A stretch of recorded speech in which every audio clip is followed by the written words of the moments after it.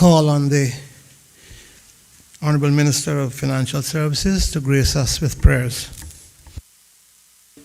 Thank you, Mr. Speaker. Let us pray.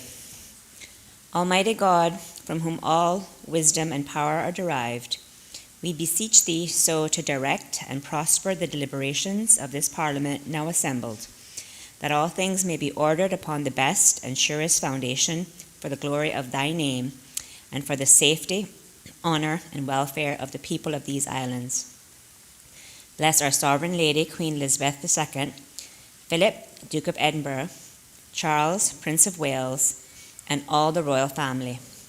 Give grace to all who exercise authority in our Commonwealth, that peace and happiness, truth and justice, religion and piety may be established among us. Especially we pray for the Governor of our islands, the Premier, the Speaker of the Parliament, the Leader of the Opposition, Ministers of the Cabinet, ex officio members, members of the Parliament, the Chief Justice, and members of the Judiciary, that we may be enabled faithfully to perform the responsible duties of our high office. All this we ask for thy great name's sake. Let us say the Lord's Prayer together. Our Father, who art in heaven, hallowed be thy name, thy kingdom come. Thy will be done on earth as it is in heaven. Give us this day our daily bread, and forgive us our trespasses, as we forgive those who trespass against us. Lead us not into temptation, but deliver us from evil. For thine is the kingdom, the power, and the glory, forever and ever. Amen. The Lord bless us and keep us. The Lord make his face shine upon us and be gracious unto us. The Lord lift up the light of his countenance upon us and give us peace now and always. Amen. Please be seated.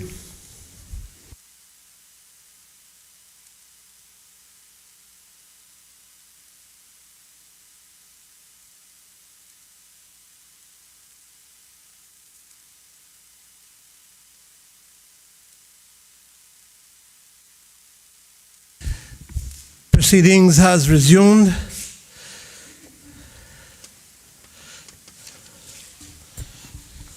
Administration of oaths or affirmations.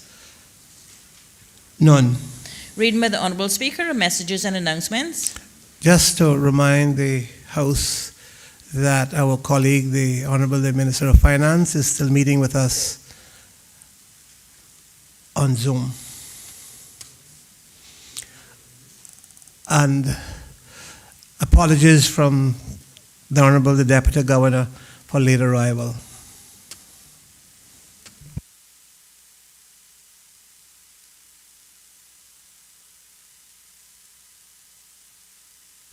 Presentation of petitions. None.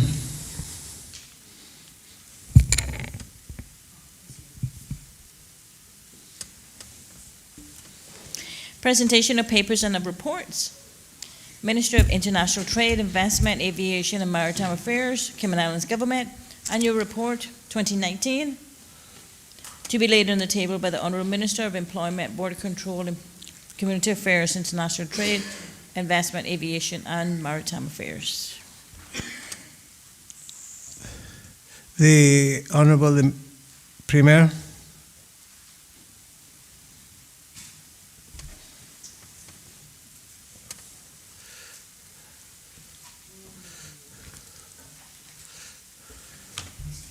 Thank you, Mr. Speaker. Mr. Speaker, I beg to lay on the table of this Honourable House the Cayman Islands Government Annual Report 2019 with respect to the Ministry of International Trade, Investment, Aviation and Maritime Affairs. So ordered. Is the Premier speaking? No, thank you, Mr. Speaker.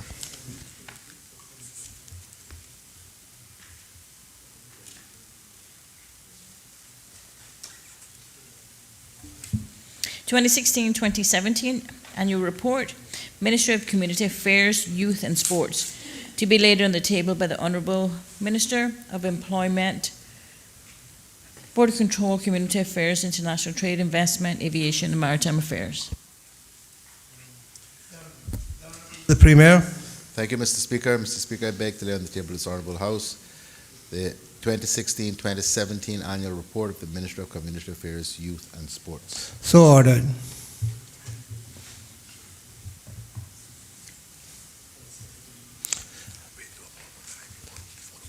Is the Premier speaking?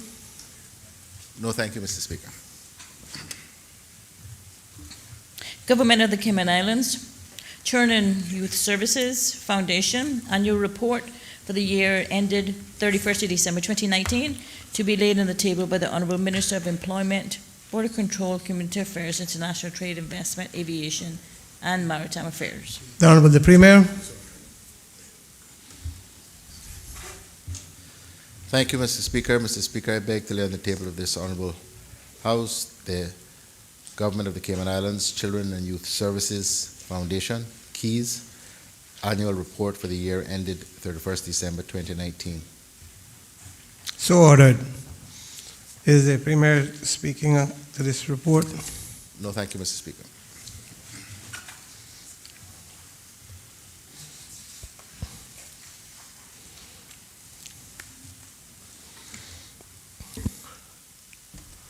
The National Gallery of the Cayman Islands Annual Report and Accounts, 31st of December 2017. Financial statements of the National Gallery of the Cayman Islands for the period from 1st July 2016 to the 31st of December 2017.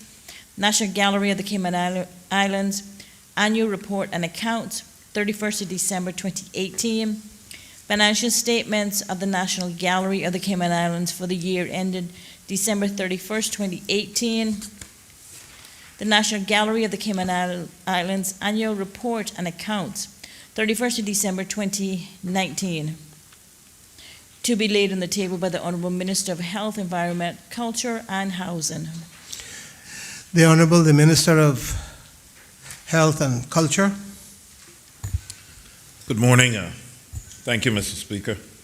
I beg leave of this Honorable House to lay on the table National Gallery of the Cayman Islands Annual Report Accounts, 31st of December 2017. So ordered. Is the Minister speaking?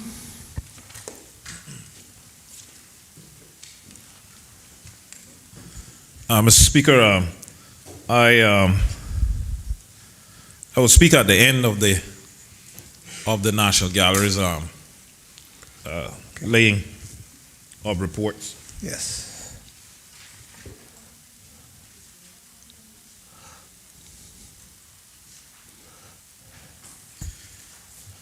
Mr. Speaker, beg leave to lay on the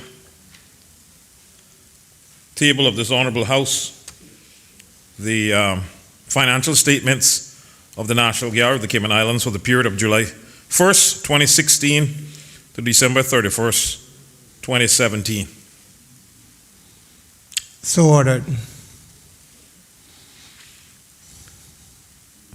Mr. Speaker, I beg leave of this Honorable House to lay on the table the National Gallery of the Cayman Islands Annual Report and Accounts, 31st of December 2018. So ordered.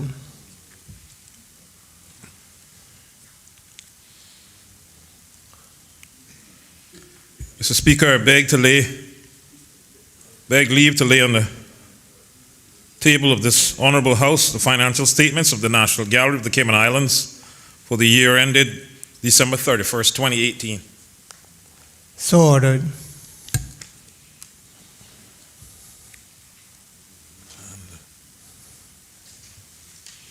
Mr. Speaker, I beg leave to lay on the table of this Honorable House the National Gallery of the Cayman Islands Annual Report and Accounts, 31st of December 2019.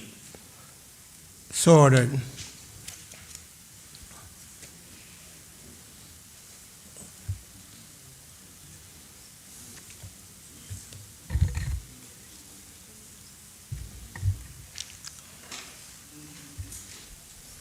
Thanks.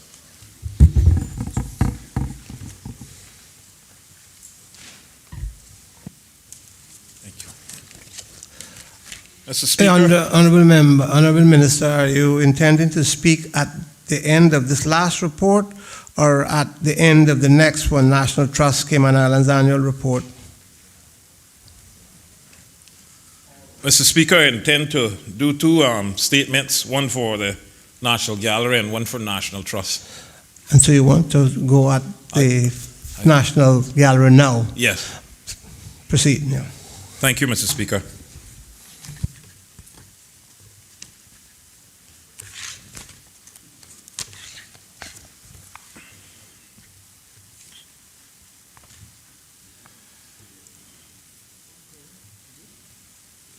Mr. Speaker, the gallery was established in accordance with the National Gallery Law on the 23rd of April, 1999.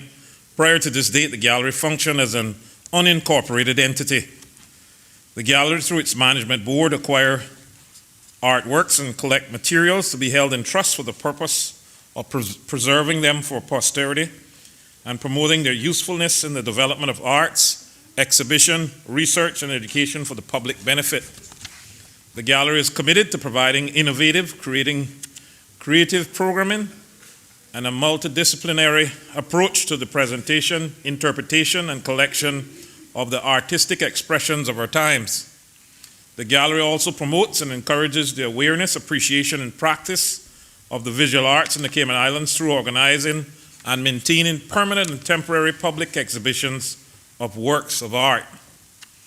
Mr. Speaker, the gallery is housed in a 9,000 square foot purpose-built museum facility with 3 exhibition galleries and an art studio, a library, an auditorium, art cafe, a gift shop, and gardens that host temporary exhibitions by local and international artists, monthly workshops and lectures, along with a variety of annual festivals, film screenings, art events, and private functions.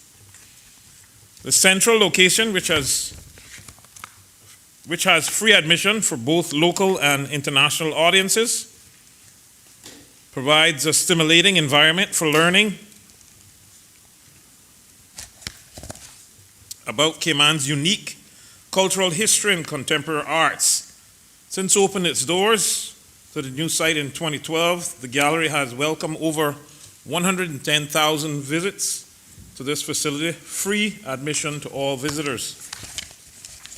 They have hosted over 5,500 school students on tours at no cost to schools, held over 5,250 education and outreach classes,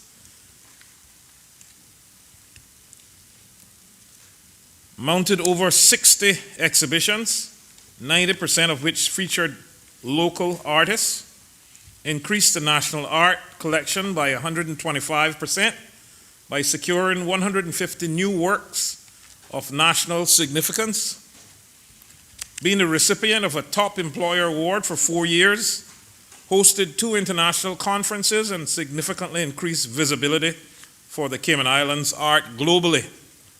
Awarded 8 undergraduate scholarships, 13 year-long paid internships via its Creative Careers program, in addition to reaching hundreds of students through work experience and career development in arts.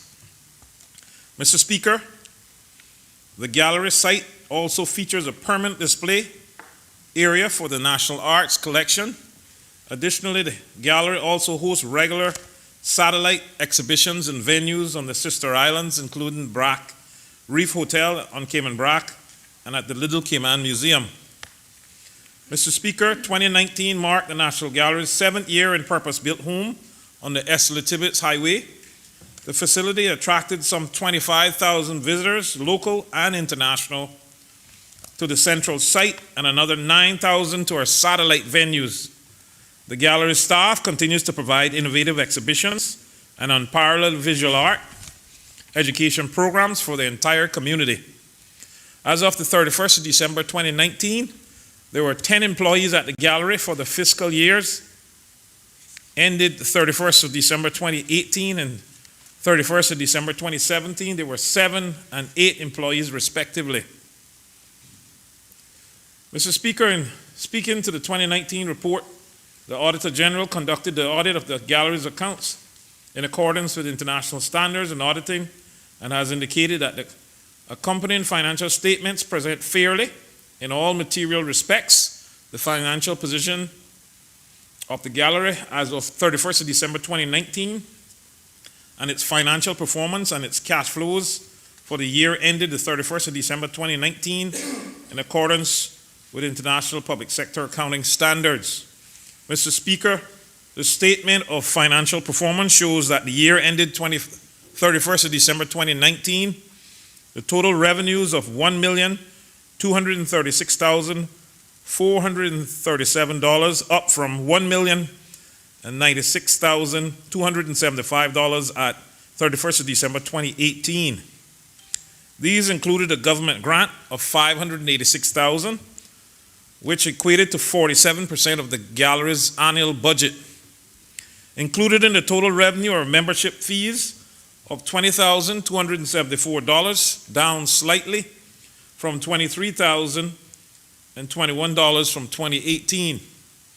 Total expenditure for the year 31st of December 2019 was $1,334,627, up from $1,136,240 the year prior.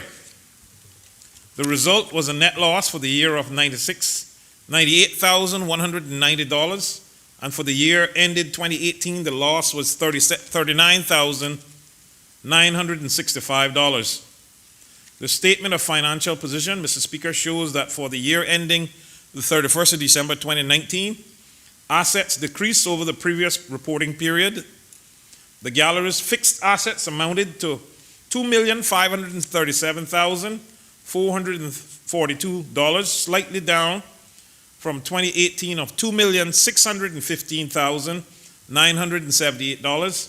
Current assets were $319,814 in 2018 was $390,596 for total assets of $2,857,256. In 2018 it was $3,006,571. The current liabilities were $167,101. In 2018, it was $218,226. Total assets, less the current liabilities, equated to $2,690,155. In 2018, it was $2,788,345, which were the fund balance totals as of the 31st of December 2019 and 2018. Mr. Speaker, the Auditor General issued an unqualified opinion on the audited financial statements for the National Gallery for the fiscal years ended 31st of December 2018 and 2019. In closing, Mr. Speaker, I would like to thank staff at the Gallery, my ministry staff, as well as the Auditor General's Office for their respective roles in enabling the tabling of these annual reports and audited financial statements. I now commend these reports to this Honourable House and invite members and the public to review them for further details. Thank you, Mr. Speaker.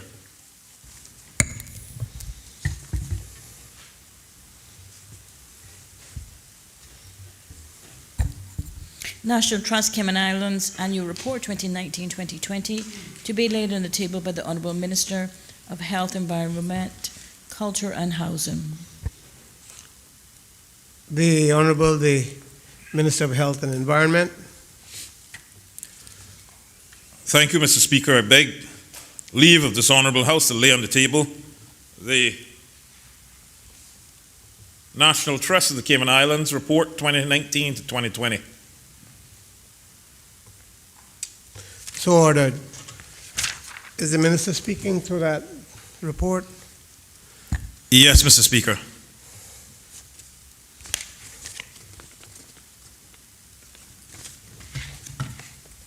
Mr. Speaker, the National Trust of the Cayman Islands, the trust was formed on September 14, 1987 by the enactment of the National Trust for the Cayman Islands Law, 1987, the Trust Law. The purpose of the trust is the preservation of historic, natural, and maritime heritage of the Cayman Islands, the conservation of lands, natural features, and submarine areas of beauty with historic or environmental importance, and the protection of native flora and fauna. The Trust plays a vital role in assisting the Cayman Islands government in meeting its international and domestic obligations under various treaties and conventions required the establishment and maintenance of a system of protected areas in order to safeguard the country's biodiversity. The Trust has been responsible for the majority of the progress in the area of terrestrial conservation over the last decade. The substantial contribution that the Trust makes would otherwise fall on government and perhaps some considerable cost. Mr. Speaker, the Trust, like many organizations, experienced a busy and challenging year with programs and fundraising interruptions by COVID-19. I wish to highlight a few points for the year. During the year, the Trust added additional parcels of land to protected status. The first was a 0.32 acre parcel, referred to by all as Miss Sylvia's Reef in Cayman Brac, which was a generous legacy donation.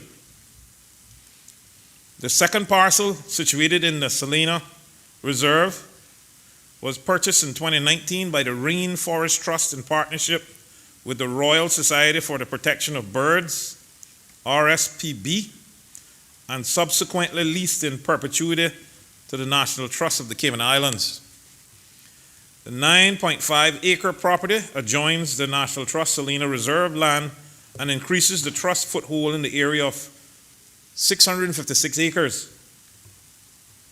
The Land Reserve Fund, launched in 2010 with the goal of acquiring designated high priority environmental areas for protection under the National Trust law.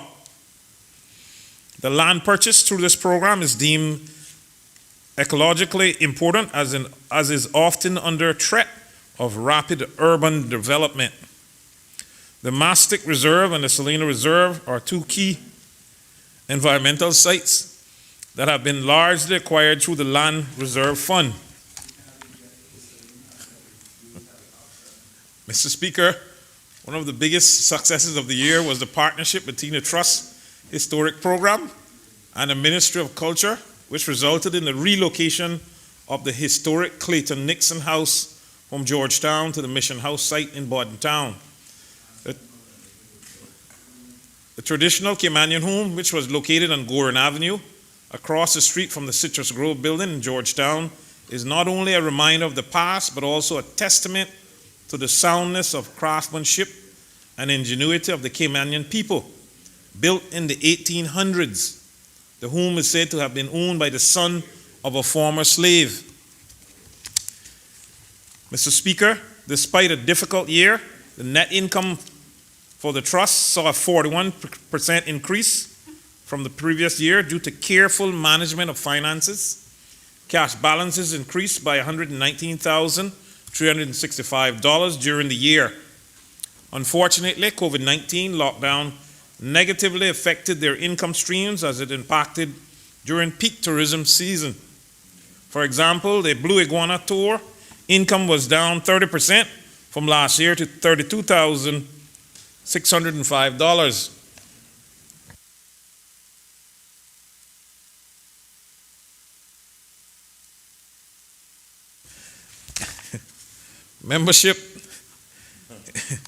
Membership income remained roughly in line with that of the previous year. Corporate memberships were $30,500 and general memberships $22,256. Also, despite best efforts during the pandemic, fundraising was down 49% compared to the previous year. This decrease is largely represented by the cancellation of the Little Cayman Easter Auction, which is a key district fundraising event. The expenditure overall was down 9.8% on the year. Tight control was exerted across all expenditure in response to the pandemic. 43% of the annual program expenditure is focused on environmental conservation, which includes the Blue Iguana Conservation Program. Mr. Speaker, finally, I wish to take this opportunity to thank the board and management of the Trust, along with many volunteers, community sponsors, and partners who contribute their invaluable services and contributions to the mission of the Trust, that the unique history and nature of the Cayman Islands are kept alive forever.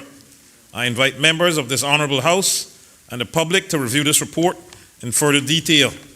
I thank you, Mr. Speaker.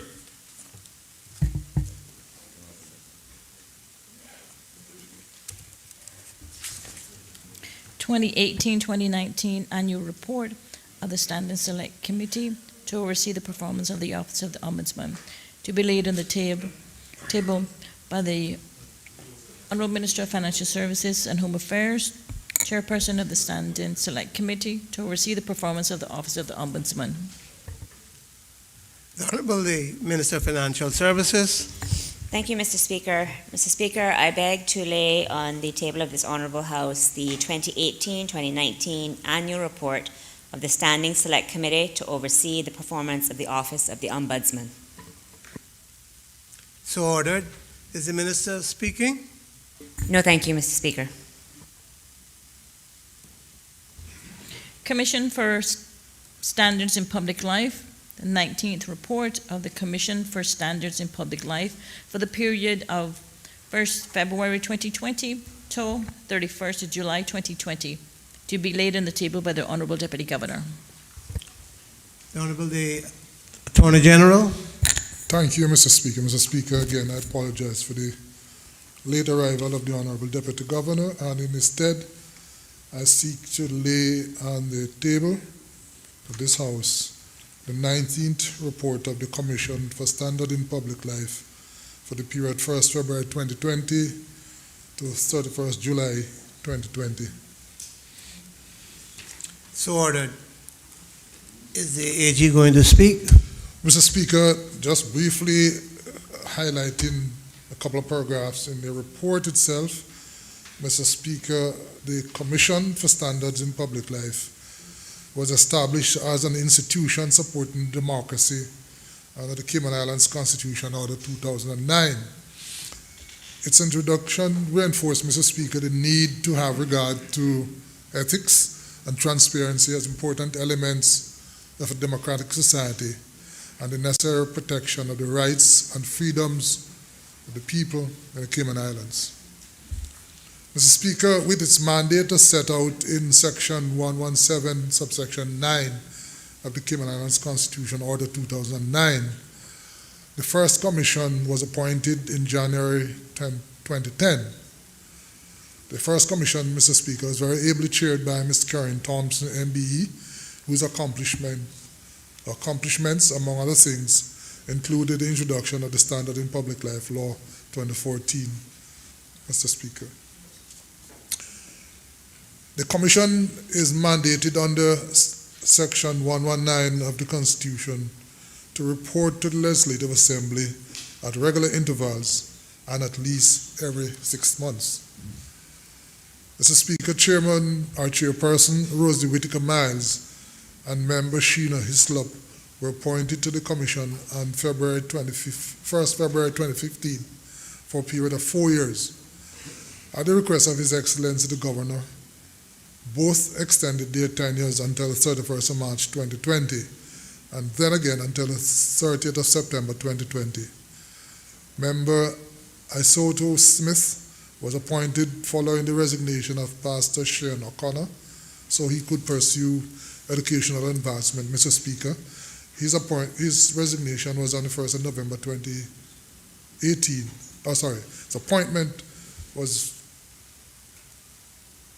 November 2018 for a period of 4 years. Mr. Speaker, the reports of the Commission headed by the current chairman, i.e. report numbers 9 through 18, detail various tasks undertaken by this Commission and its accomplishments in each respect. These reports, Mr. Speaker, are also available on the Commission's website. In this report, Mr. Speaker, the Commission will outline the progress made and the key issues arising from the work completed by the Commission over the period 1st February 2020 to 31st of July 2020. Mr. Speaker, the report during the current reporting period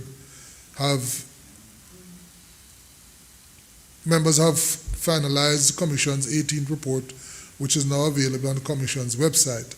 Mr. Speaker, they also agreed the drafting and content of the instructions necessary to accompany the Standard and Public Life Law regulations and for the completion and submission of declarations.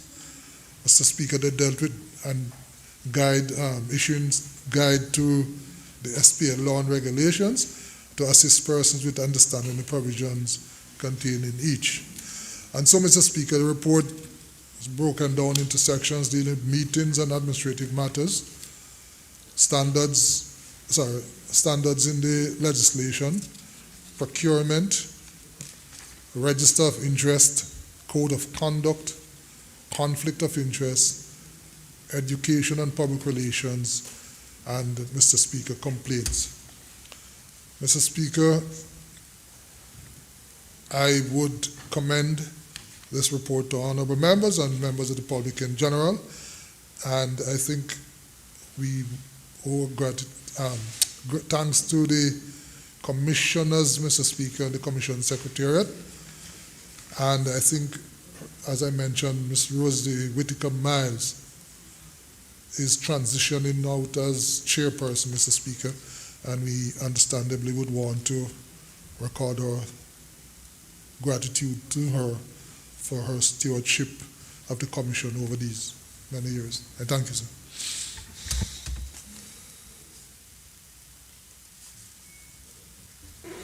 Questions, honorable ministers and members of the cabinet? There are no questions. Statements by honorable ministers and members of the cabinet. I have some statements. I have first from the Deputy Premier and then the Honorable the Minister of Education.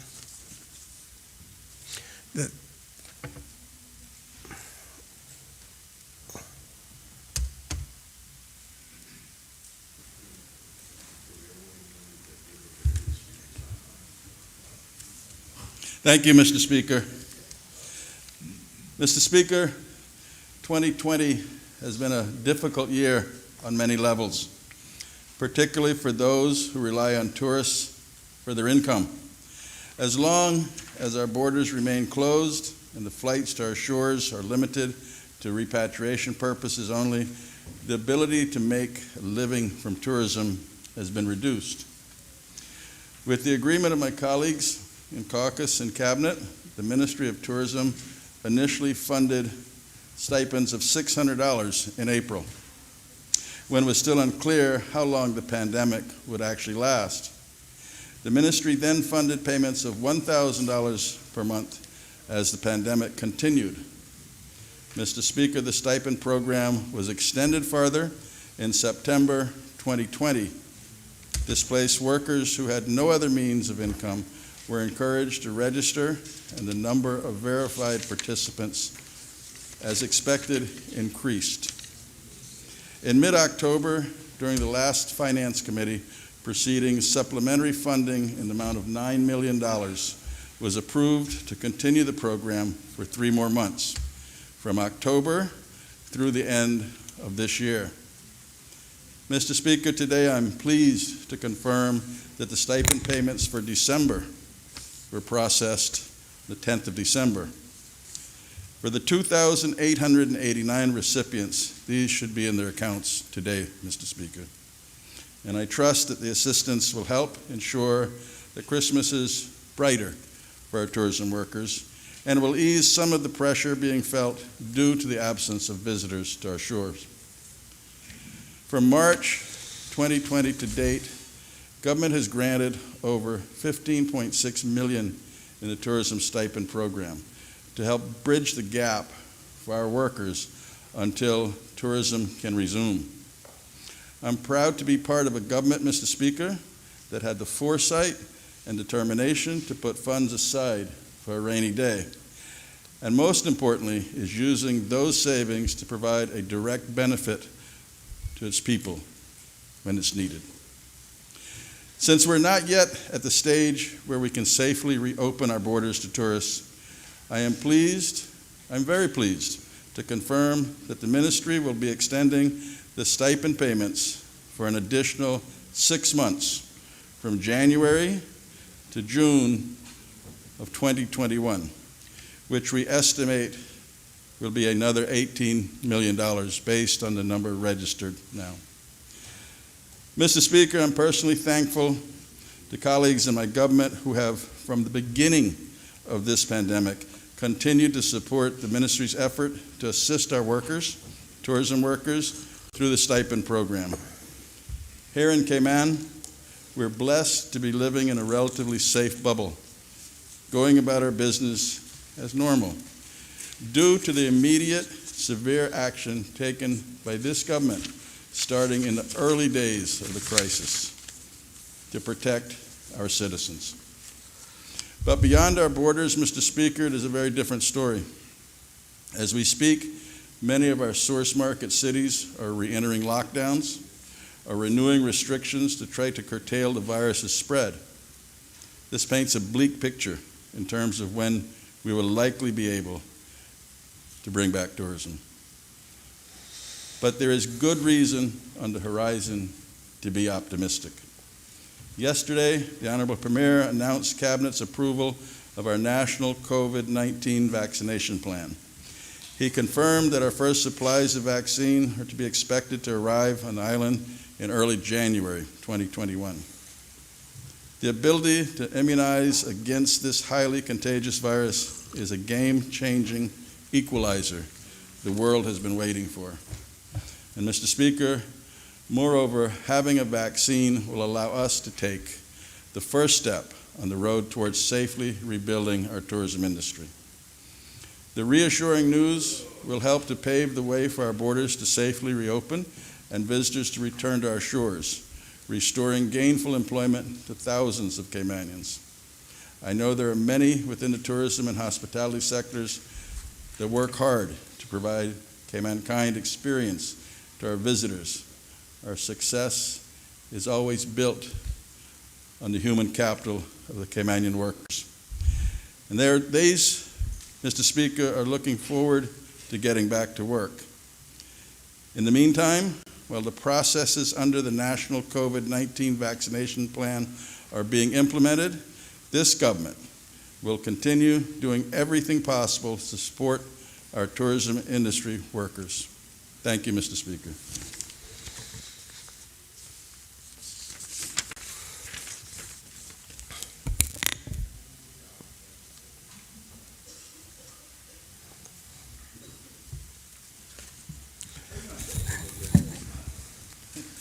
The Honorable, the Minister of Education. Morning. Thank you, Mr. Speaker. Mr. Speaker, the statement. Thank you for allowing me this opportunity to bring to the attention of this Honourable House the exceptional circumstances, appropriation changes which have resulted in the supplementary appropriations initiated by the Ministry of Education, Youth, Sports, Agriculture and Lands for 2020. Mr. Speaker, Cabinet was asked and indeed considered the following requests for the reallocation within the Ministry of Education, Youth, Sports, Agriculture and Lands appropriation lines as to satisfy the 2020 expenditure needs as follows. The commissioning of the Youth Commission. The decision was taken to dissolve the National Youth Commission and transfer its functions and funding to the Youth Services Unit and the Youth Ministry of Youth. The result of this was a reduction of $95,275 in NGS 59 youth development programs and a corresponding increase in EGA 18 youth services by $60,000 and an increase in EGA 1 policy advice, governance and ministerial support services by $33,275. COVID-19 recovery assistance related transfer of funding. Internet services for those in need. There was an initiative to assist 170 households, Mr. Speaker, who were in need of additional internet services or expansion of bandwidth. This issue was highlighted during the lockdown and various school closures.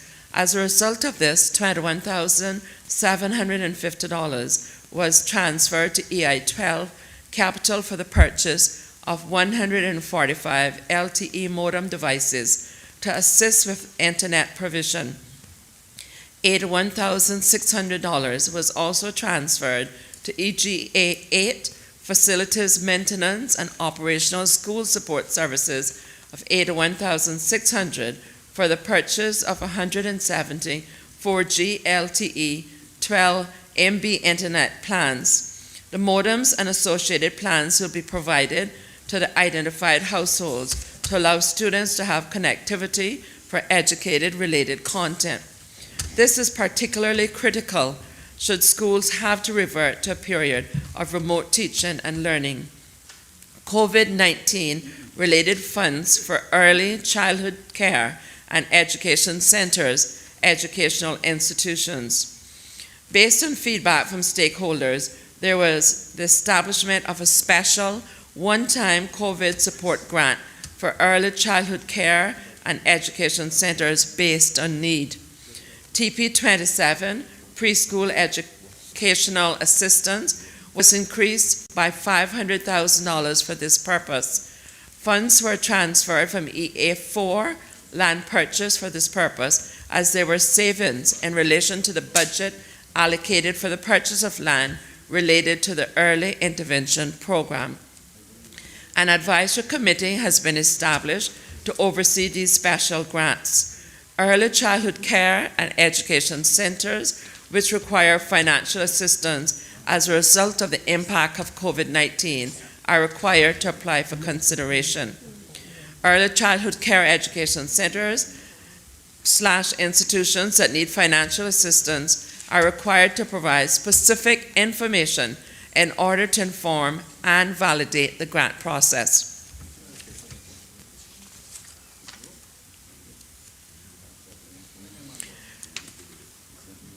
Mr. Speaker, the Minister would also like to particularly thank the public service, that is the private sector, I beg your pardon, who also donated computers for this very necessary need education.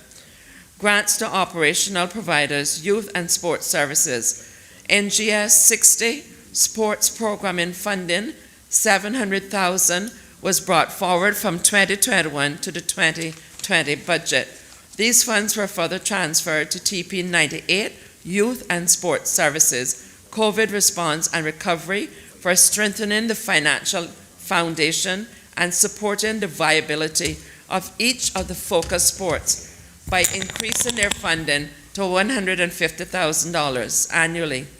This increase to the National Sports Association governing athletics, aquatic sports, basketball, cricket, netball, squash, volleyball, and football resulted in an annual increase in annual sports funding of $787,925 for 2020. This increase, Mr. Speaker, is being funded by bringing forward $700,000 from the 2021 sports allocation under NGS 60, a transfer of $87,925 and the funding from TP 72, other sports and youth program assistance to TB 98 Youth and Sports Services, COVID Response and Recovery was also done to fund the balance required for 2020. Mr. Speaker, thank you for allowing me to explain the exceptional circumstances which have resulted in the supplementary appropriations initiated by the Ministry of Education, Youth, Sports, Agriculture and Lands for the year 2020.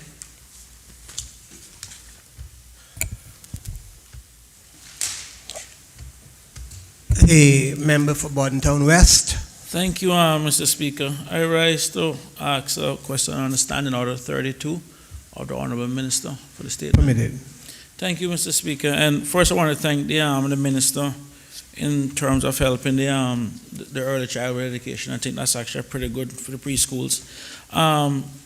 Just out of curiosity, Mr. Speaker, is any of this funding available for preschools? Because I know some are still struggling. And if so, what is the process for some schools to maybe access funds if funds are still available? Thank you.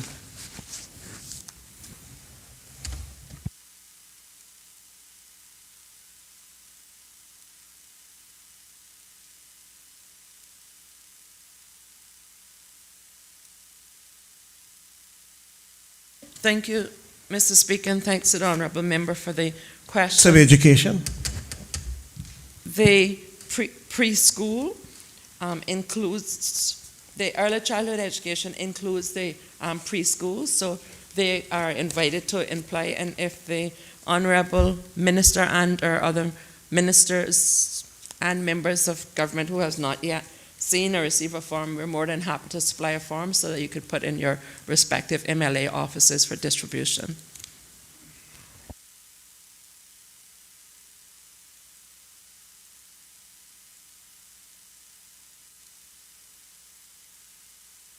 The Minister of Education. Once again, thank you, Mr. Speaker. This statement, Mr. Speaker, I am pleased once again to announce that with the support of my colleagues in Cabinet and the coalition government, I am able to announce an increase in funding to 6 focus sports in the Cayman Islands, and in addition of 2 sporting disciplines to the list for the increased focus and support by the government.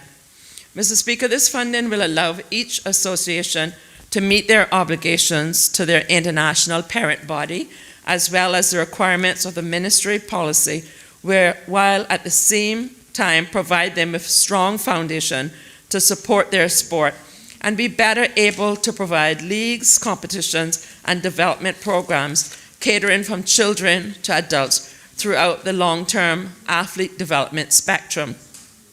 Mr. Speaker, I believe that with the strengthened governance of the sport by the NSAS, this level of funding will yield results with increased participation, better international performances, and ultimately yield a healthier society where sport and physical activity become cemented as a part of our culture. Mr. Speaker, each sport designated for focus and increased support by the government will now receive $150,000 per annum in funding from the ministry starting the financial year 2020. The sporting disciplines affected are as follows: 1, athletics; 2, basketball; 3, netball; 4, swimming; 5, football; 6, cricket; and 7, volleyball; 8, squash. The funding to each of these will be increased from its current levels to the $150,000 as follows, and will indeed result in an increase to sports in the amount of $787,925. The Focus Sport of Aquatic Sports Association used to receive $71,725, so did the Athletic Association, Basketball Association, Cricket Association, and they have now increased accordingly by $78,275 to bring them up to the $150,000. The Netball Association received previously $90,175. They will now see an increase of $59,825 to bring them also up to the $150,000. Mr. Speaker, the Squash Association and the Volleyball Federations are 2 new focus sports. Previously, squash only received $10,000 and volleyball $25,000. The government will now increase the squash by $140,000 to bring them up to $150,000, and increase volleyball by $125,000 to bring them up to $150,000. Football Association was receiving 0 as they had been suspended. They will now receive $150,000. Mr. Speaker, each sport and discipline is governed by a national association, the NSA, which is in turn a member of the international government body or federation, IF. The government only recognizes 1 NSA per sporting discipline in line with international practice. The ministry is indeed cognizant of the challenges faced by the NSAs with the fundraising locally in a COVID-19 environment, while recognizing the benefits that sporting can bring to assist the stress management, normalizing of the community, and improving wellness in such an environment. The government traditionally, as I said, recognized 6 focus sports. However, we felt the need and the time was here to recognize 2 additional ones. And indeed, Mr. Speaker, the government, by adding focus on the 2 sporting disciplines, we've increased funding to support their continued development for the following reasons. 1, volleyball. Its ability as a recreational sport to promote physical activity and build community cohesion, especially in light of the low cost of participation therein. Its ability through junior leagues to develop national team representatives for regional competition. The high cost to obtain international competition for the growth of team sports. The ability to develop sports tourism opportunities by way of hosting regional competitions, as has been done with the FIVB World Championship qualification tournaments for male and females held at the Clifton Hunter High School in Frankstown, Northside.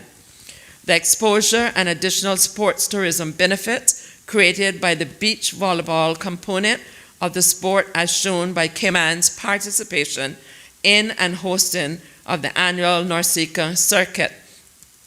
The CIVF has distributed 3 volleyball sports courts into the community for development of grassroots volleyball programs. Lions Center 2 courts and First Baptist Gym 1 court.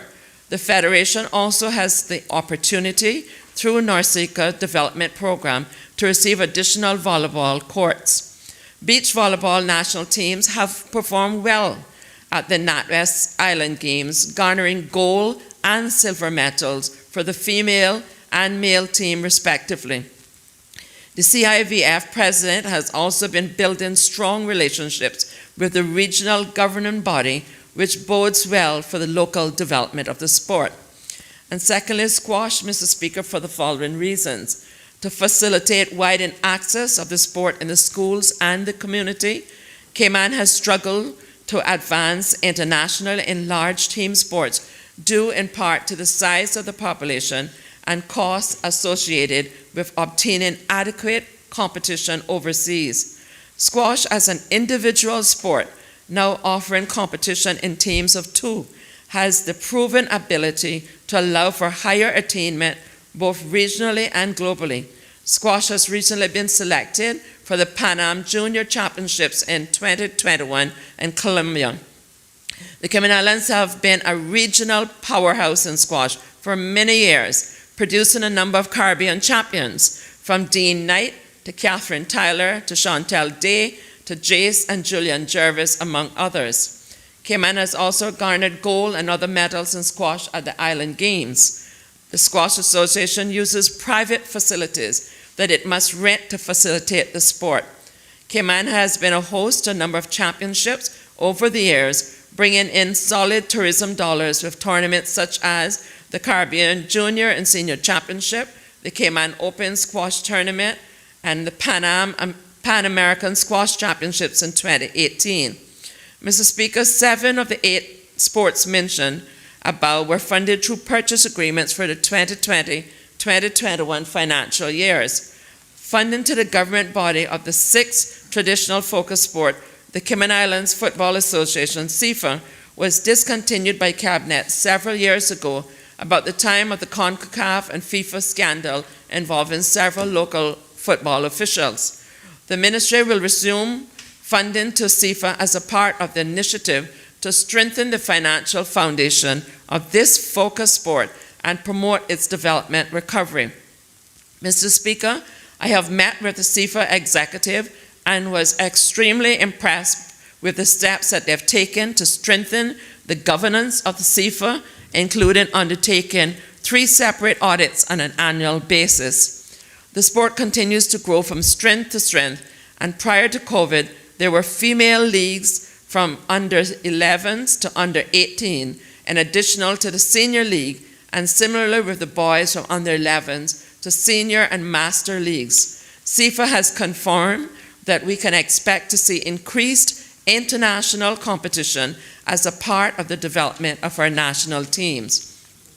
Several years ago, Mr. Speaker, the technical directors of the focus sports, who were then hired by the Department of Sports to develop each sport, were transferred to the NSAs along with the necessary funding. Where there was no technical director at the department, the funding was allocated so that the NSA could hire a technical director.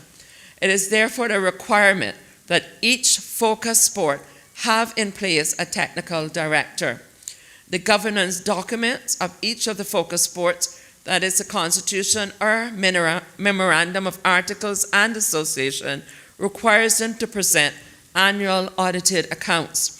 Under the Ministry's reporting policy, each sport association receiving more than $50,000 per annum is also required to submit audited financial accounts. Several NSAs have represented to the Ministry that the requirements to hire a technical director and prepare audited annual accounts was proven difficult for them to achieve with their current revenue streams, including the government grants, which they were able to raise, and further funds which they were able to raise from the private sector and throughout fundraising efforts. Mr. Speaker, the Ministry suspended several NSAs from funding due to their inability to submit audited financial statements and for not providing a technical director.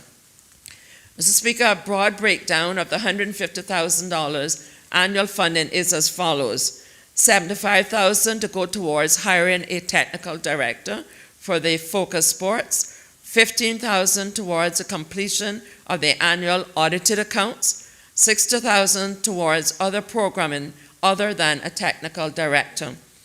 As a part of the increased funding, Mr. Speaker, each NSA will be required to submit updated development plans supported by this funding, bring themselves compliant with their outstanding audits, and hiring of technical directors to lead to the development of each sports. Thank you, Mr. Speaker.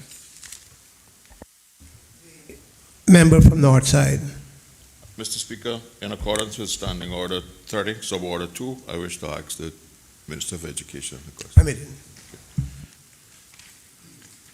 Can the Minister confirm or whether this increased funding to these national sporting organizations carries any directive or requirement from the government for expansion to the eastern districts, particularly through providing coaches for early development? Honorable Minister.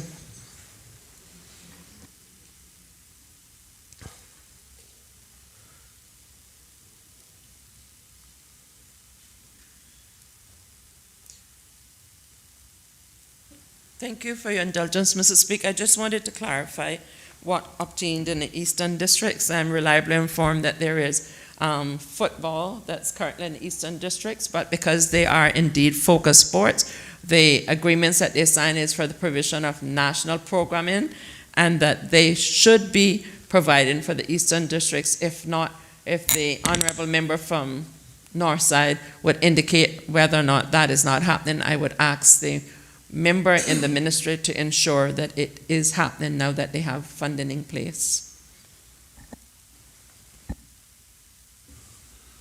The member for Northside. To the best of my knowledge, most of the coaching provided for Eastern and Northside is on some kind of shared relationship between the Northside Primary School and the Eastern Primary School, and I am not aware of any of these national associations that have any programming, although there is a football field in Northside, there is a football field in East End, but I have no evidence that they have been recruiting people for the courses. And for instance, at the Edna Mile Primary School, there's a hard surface court on which, far as I'm aware, only netball is being taught now, and it should be able to allow for basketball and volleyball to be played on that same court. So I would appreciate if the minister would investigate those.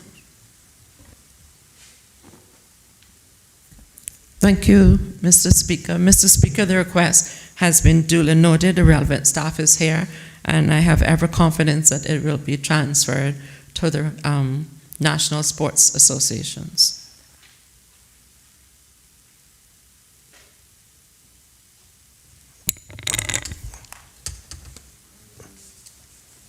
personal explanations, None. obituary and other ceremonial speeches, None. raising a matter of privileges, None. government business, bills, second readings, legal service bill 2020, continuation of debate.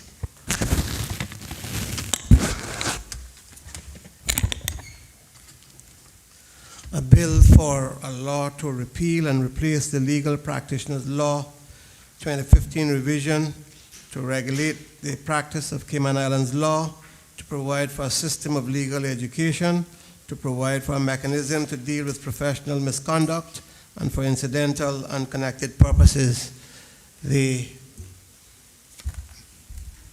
debate continues. Does any other member wish to speak?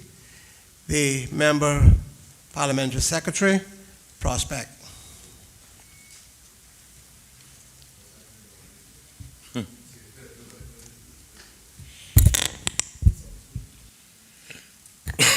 Thank you, Mr. Speaker. I rise to offer my contribution to the Legal Services Bill 2020. While some members, Mr. Speaker, have taken the time to go through each individual clause, and I note yesterday, having received a committee stage amendment that proffers some 76 amendments, so it looks like we will have an opportunity to go through those clauses again.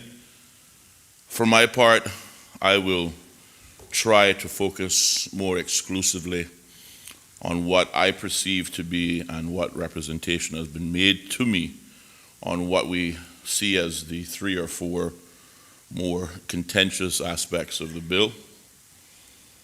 2 out of the 4 aspects have already been raised by honorable members in this Parliament, and therefore I will not seek to be repetitive, but I will just make a few brief observations in that regard.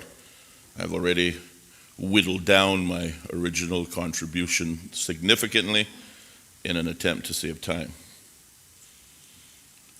Mr. Speaker, I would also like to disclose that in my preparations for this debate, I first consulted with my constituents, specifically those who are either attorneys, that includes those who work for both the small, medium, and large firms, those who are either sole practitioners or engaged in partnerships.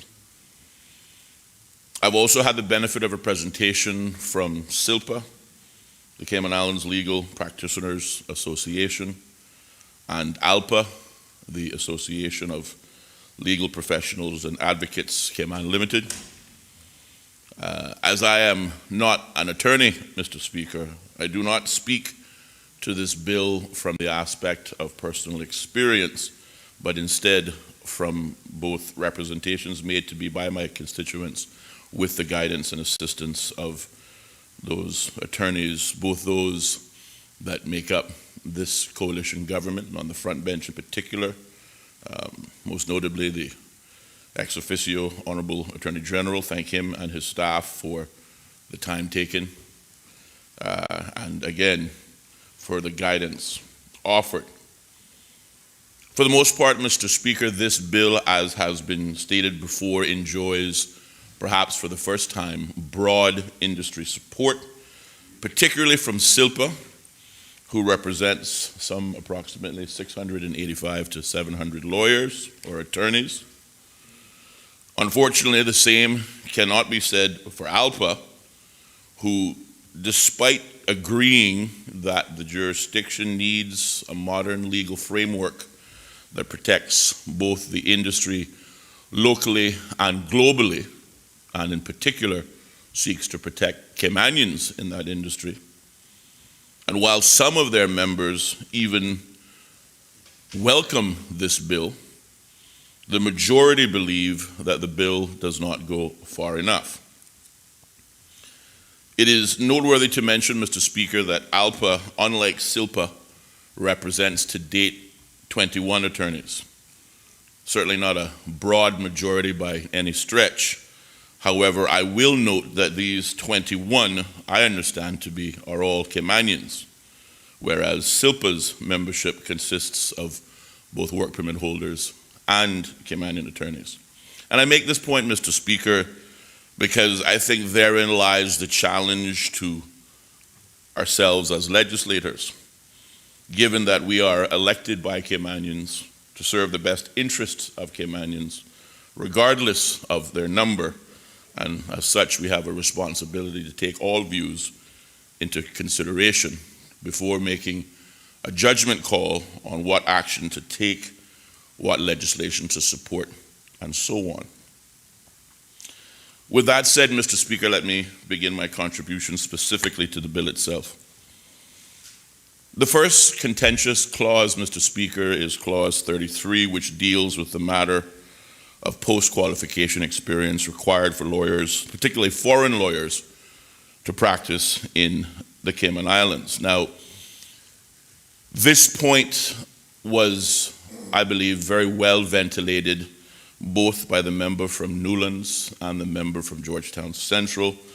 And again, I do not wish to be repetitive, but I will make a few brief observations in this regard. It's amazing, Mr. Speaker, what a difference 4 years can make. In 2016, Mr. Speaker, the last time honorable members gathered in this place to debate what was then called the Legal Practitioners Bill, the general consensus among many young Caymanian attorneys was that 3 years PQE simply wasn't sufficient.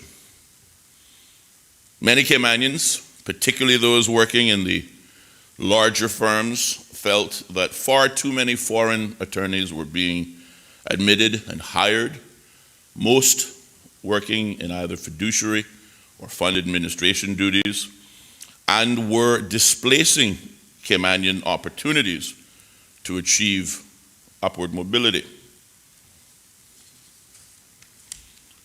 Fast forward, Mr. Speaker, 4 years later, today, while legislators like myself and this unity government have now embraced the 5-year PQE requirement as is outlined in this bill, many of those same young Caymanian attorneys are now suggesting that, well, in retrospect, 3 years PQE actually was the best threshold instead of 5. Again, what a difference 4 years can make. And it causes me, if I may digress for a moment, to wonder about some of the positions that are being proposed and supported in the public domain today with a hard line in the sand being drawn. And I ask myself whether or not those positions will be the same or remain true 4 years hence. But I suppose this is what Voltaire meant when he wrote that opinions, Mr. Speaker, have caused more ills than the plague or earthquakes on this little globe of ours. But I digress. On the one hand, Mr. Speaker, and certainly from the government perspective, by placing the requirement of 5 years post-qualification experience on foreign lawyers, admittedly, may in fact make it harder for firms to recruit foreign attorneys, because those attorneys, after 5 years of post-qualification experience, may have either developed certain loyalties for their home firms, or perhaps more importantly, have been already identified on a partnership track and are therefore less likely to accept an offer to work in the Cayman Islands, regardless how nice the weather is. But in so doing, thereby requiring firms to look inward and in the direction specifically, Mr. Speaker, of Caymanians within their own firms to benefit from training and development. Again, the government taking the view, following or based on representations, that greater protection for Caymanians were necessary as part of the bill.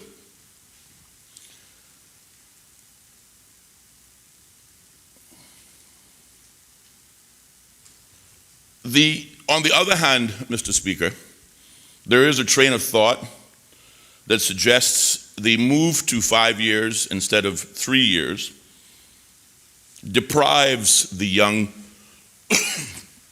Caymanian associate the benefit of the professional development that they gain from the more global experience of their foreign counterpart. The simple reality to this, Mr. Speaker, is that we all learn from each other. And I look at myself as an example. In this place, in the last 3+ years, I've written one manual on the role of the duties of the whip. That manual has been read by a total number of persons, including myself, of 2. I say that to say that whilst manuals are important, perhaps for the future, for others to read and follow, but in most cases, certainly in my experience, 9 times out of 10, I've learned more about how to do my job from the simple engagement with honorable members that make up this Parliament, either from their years of experience, first-hand experience, as well as recommendations on how the job itself can be made better. The same is true in the legal profession, and whether you like it or not, whether you choose to accept it or not, when firms bring in foreign attorneys, those foreign attorneys do benefit the young Caymanian associate simply by interaction on a day-to-day basis on the job.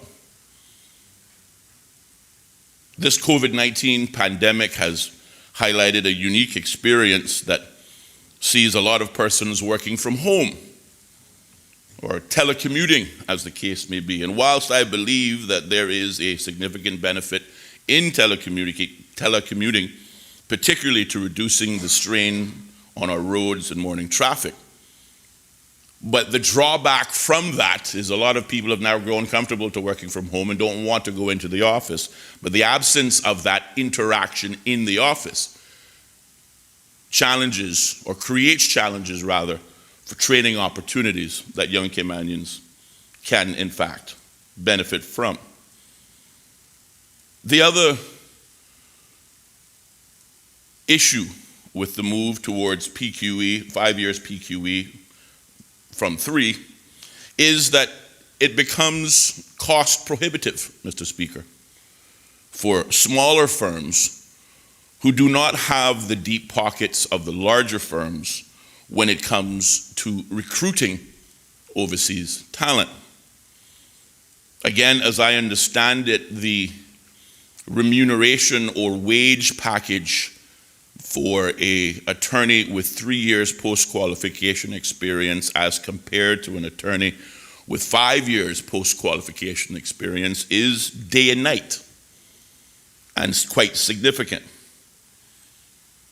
Furthermore, Mr. Speaker, for those who do accept the offer to work in the Cayman Islands, in addition to being compensated at higher levels based again on their years of qualified experience, many will be expecting, and perhaps may have been part of their incentive package to bring them to the Cayman Islands, is the promise that they too will be on the partnership track, which puts them, the foreign attorney that is, by virtue of their years qualified, at least two years ahead of their Caymanian counterparts.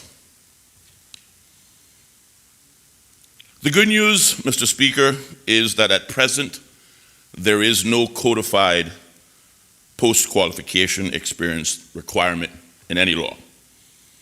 And firms are still recruiting, and Caymanians are still being given opportunities as a result, and I would be so bold as to say Caymanians are getting perhaps even more opportunity today in legal services than ever before. So the question is, should we stick with 3 years PQE for the reasons outlined, or do we believe 5 years is still a better option?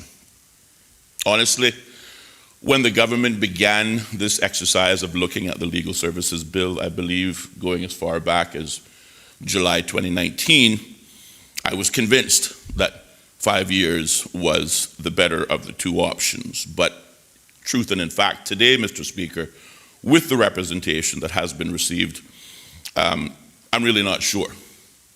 As such, however, I welcome the debate on this point and would accept a committee stage amendment if one is deemed necessary. My goal, Mr. Speaker, throughout these talks by the coalition government in bringing a bill to this honorable House has been the same. And that has been that we must ensure that there is a level playing field for our Caymanian attorneys, while also ensuring that the jurisdiction remains competitive in the marketplace.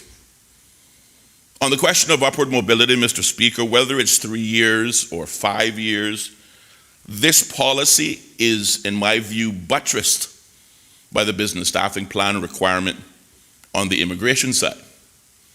And therefore, firms still have the requirement to identify suitable Caymanians for upward mobility, whether that be in opportunities for articling, professional development, and yes, even partnership. As such, in my mind, Mr. Speaker, this whole issue of PQE 3 or 5 years is more of an immigration policy than it is a question of regulation for the legal industry.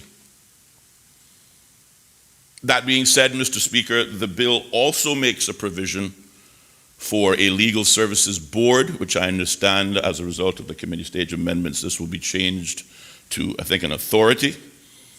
Council, forgive me, a council, whose duties include supervising legal education and practical legal training leading to local qualification. Therefore, I think, Mr. Speaker, the requirement of the business staffing plan, combined with the oversight of the legal services board or council, Caymanians can better expect to receive protection under this bill than in any other version of legislation either previously proposed or those that presently exist. The second contentious issue on this bill, Mr. Speaker, as has been represented to me, can be found in the makeup of the Legal Services Board or Council. Some in my constituency have questioned the inclusion of both the Chief Justice and the Attorney General. This point was well ventilated from the member from Georgetown Central, so again, I will not go too far into it, other than to accept and to say what has been the general government response. Propose an alternative solution. Give the government alternatives to the Chief Justice and the Attorney General, and your proposal, I believe, will be considered.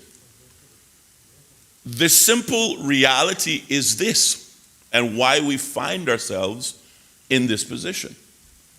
Of the two local industry bodies who would otherwise be charged with self-regulating their own industry, similar to accountants in other areas, is that these two bodies, made up of mature men and women and professionals, either can't or won't break bread with the other.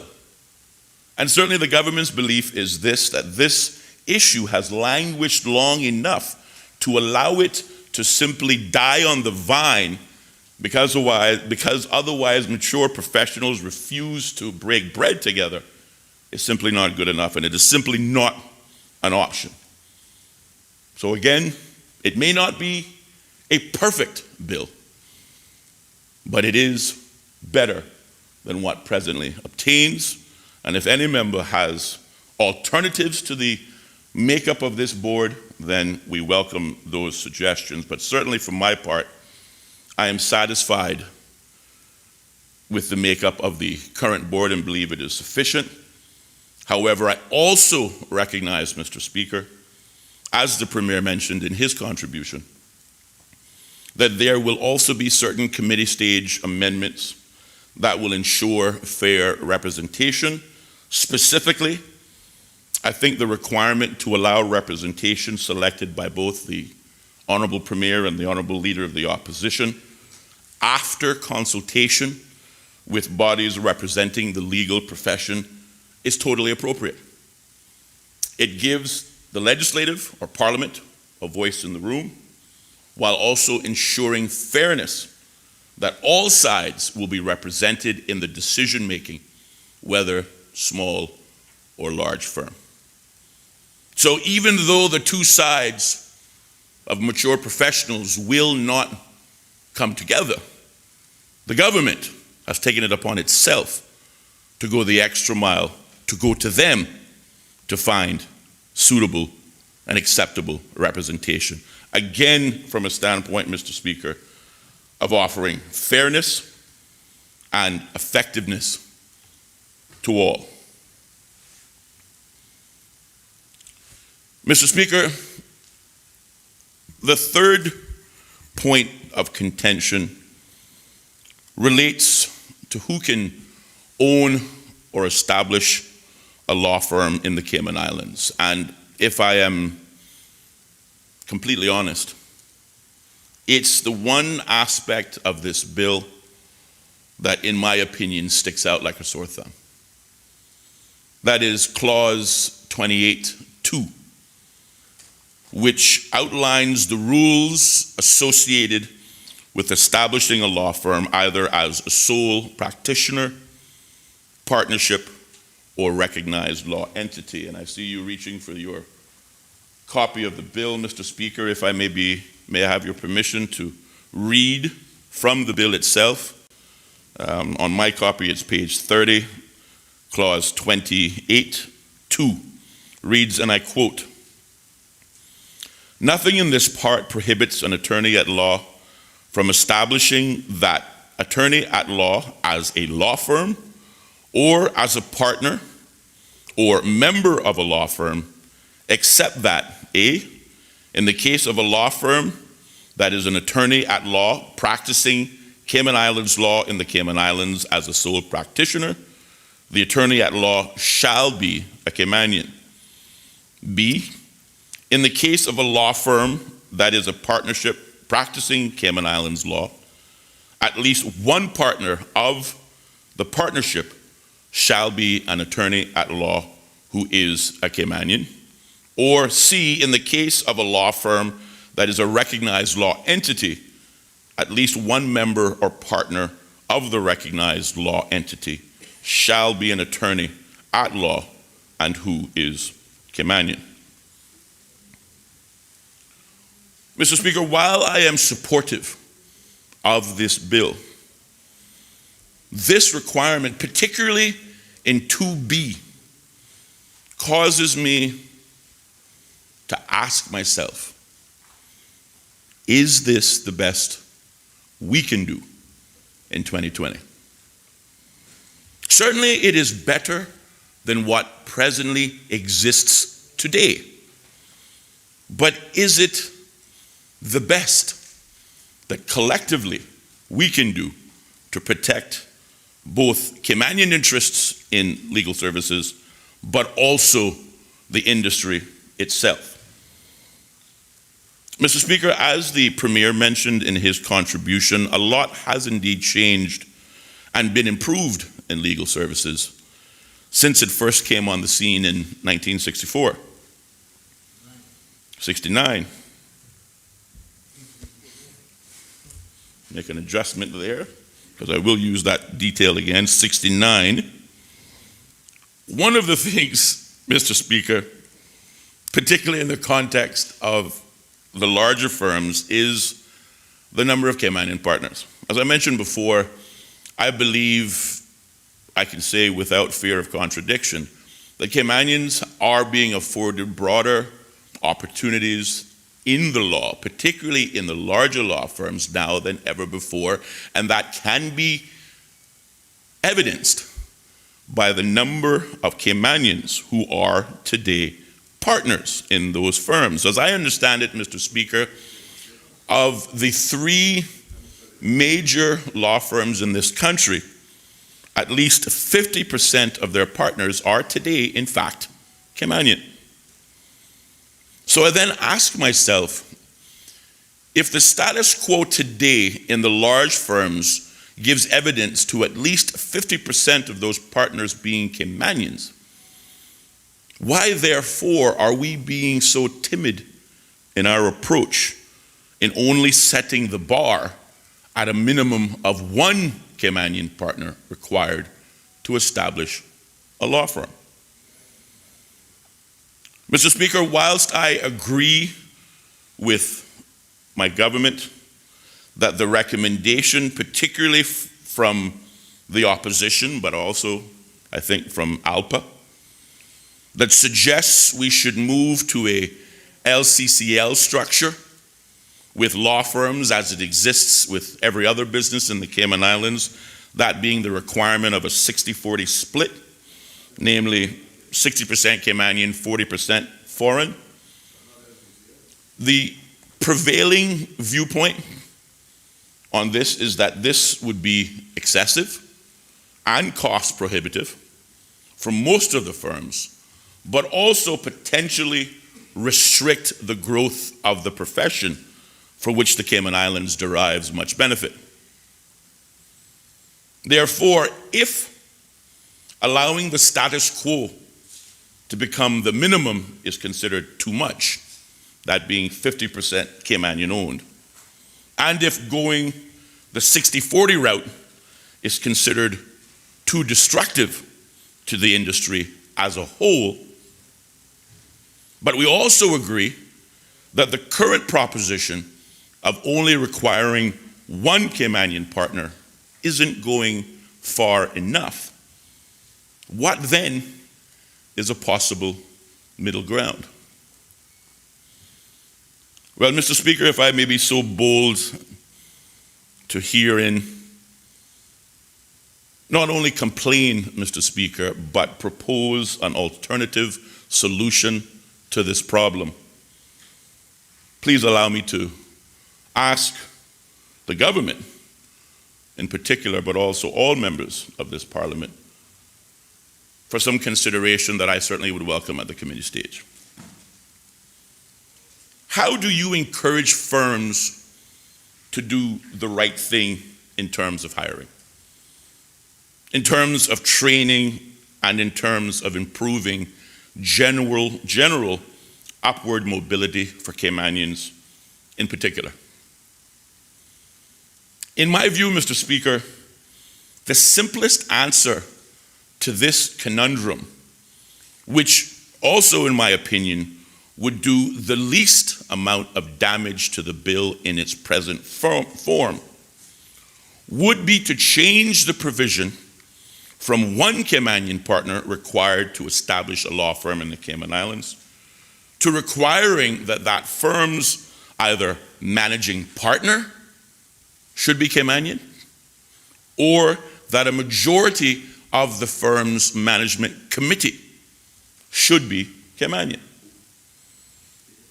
Because, Mr. Speaker, in my view, if more Caymanians are in control of a firm, then I believe it is possible to also achieve the overarching goals of protecting Caymanians within the industry, which, I might add, has been the single largest bone of contention as it relates to this bill over the last 2 decades of attempts at trying to bring a modern legislative framework.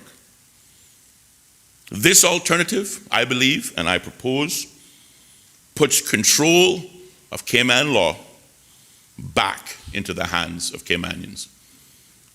And Caymanians, therefore, are more likely to reach back and pull others up with them.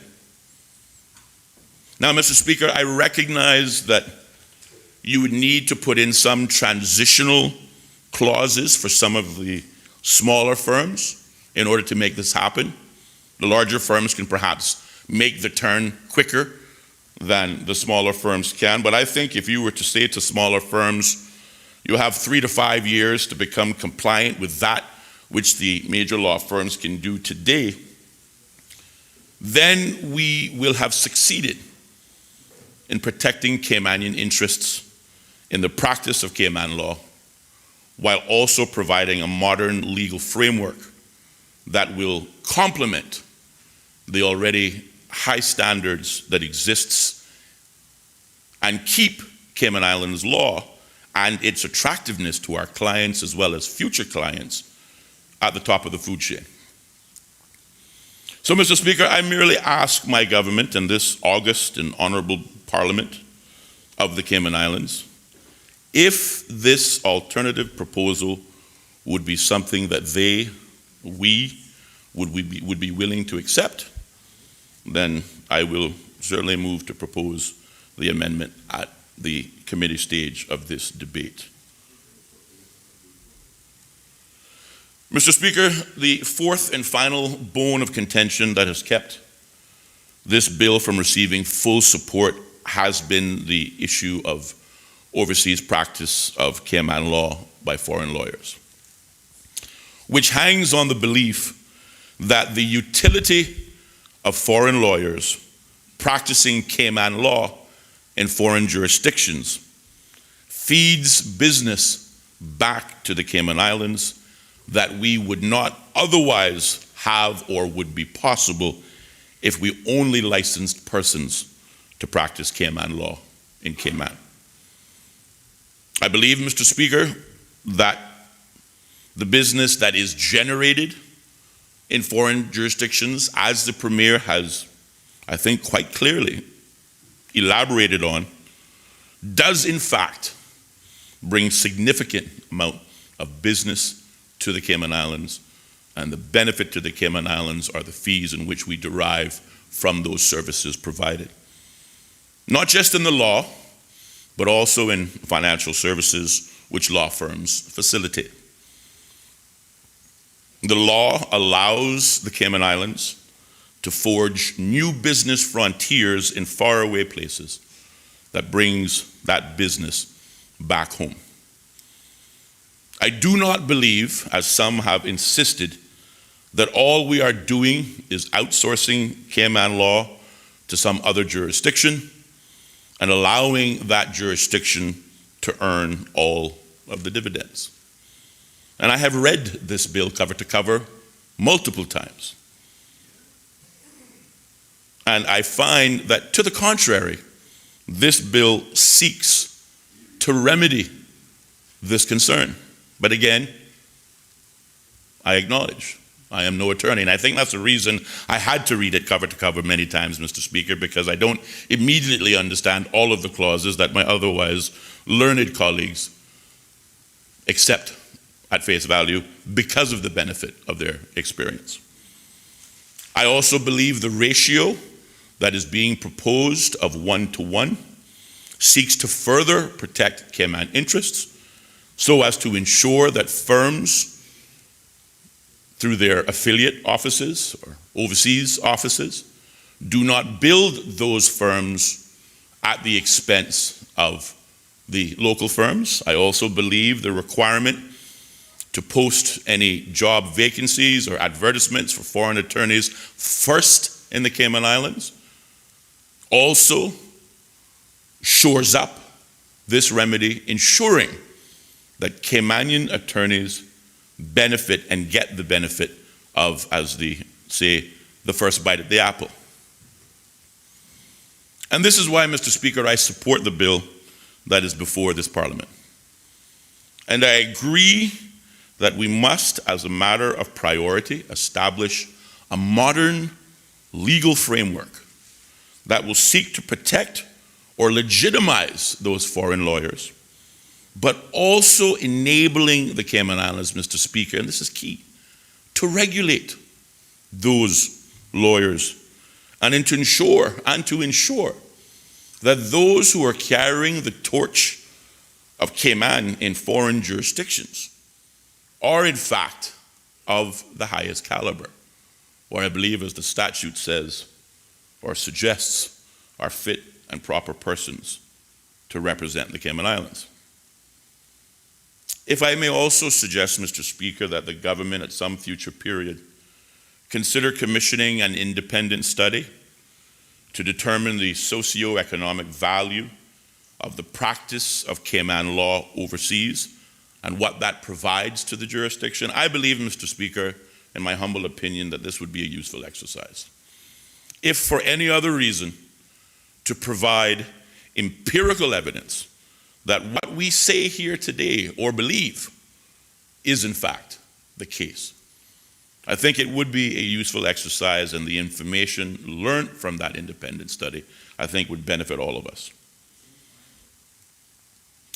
In closing, Mr. Speaker, let me thank the government first for considering my proposals and for allowing me to air them in this format.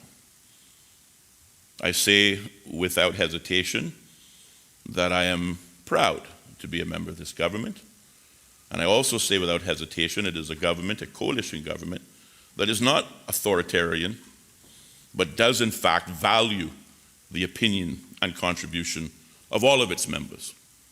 And for that I thank the Premier, the Deputy Premier, the Cabinet Ministers for their exemplary leadership. As I said at the beginning, Mr. Speaker, I am not an attorney.